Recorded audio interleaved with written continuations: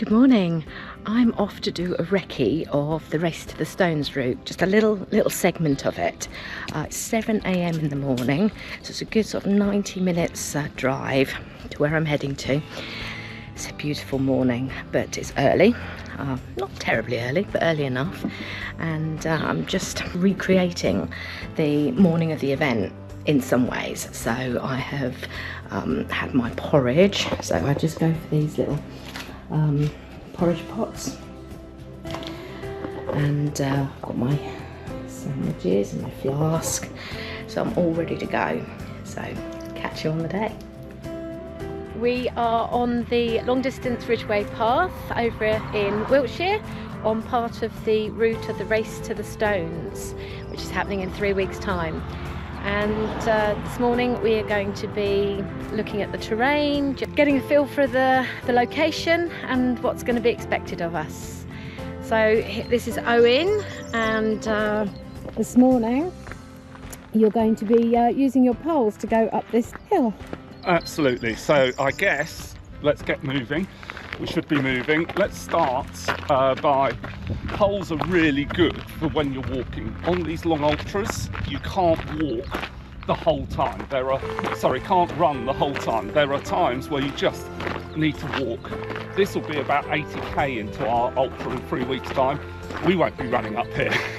So this is a good time to get the poles out.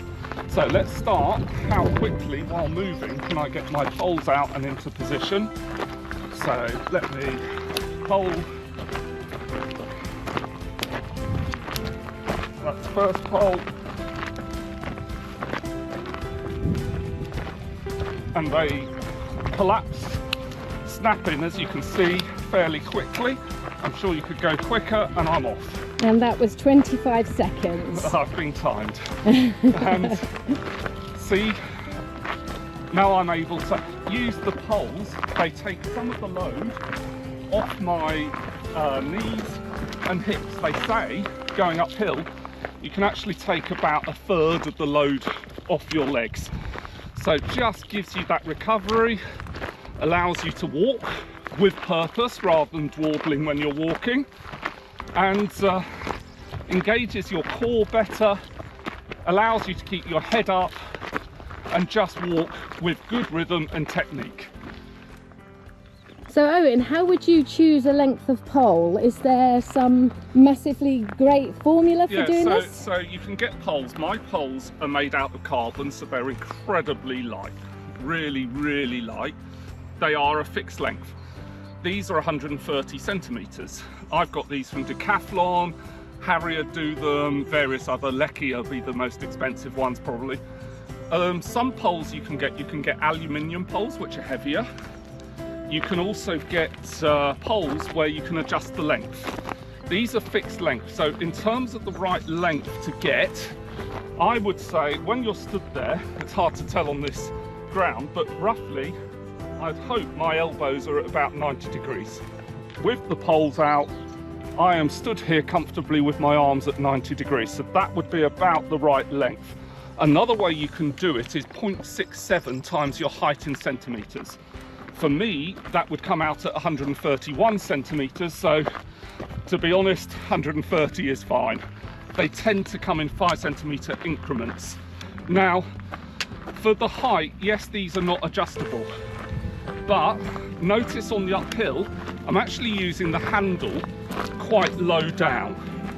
My hand is not on the high up on the handle, very low down, and I've actually got the wrist straps I'm using those to support me, to propel me forwards.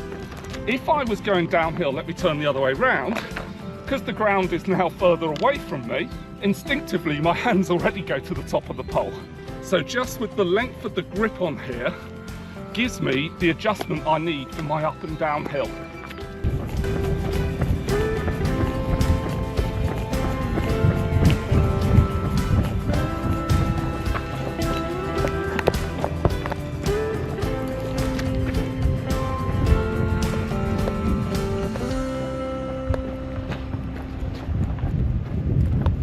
And the vista at the moment.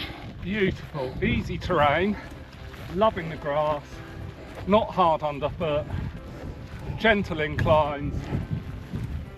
Only just pole territory, really. And whereabouts are we? No idea. Somewhere near Swindon on the Ridgeway. I like it.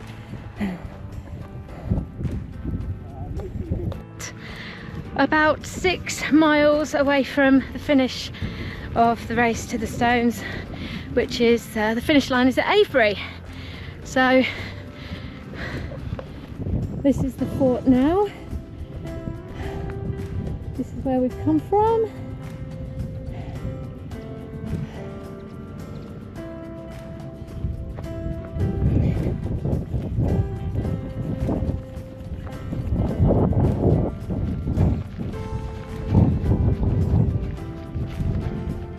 Barbury Castle, Hill Fort. I just need to check on the map where we're going. Make sure we come off in the right direction. My very own navigating guru. Oh, I think we've come up to the moat. Ah. There's a moat. Okay.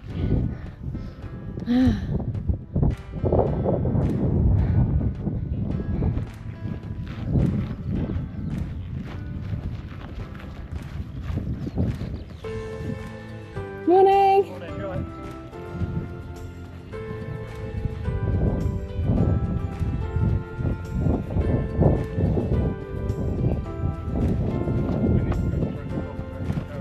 Okay.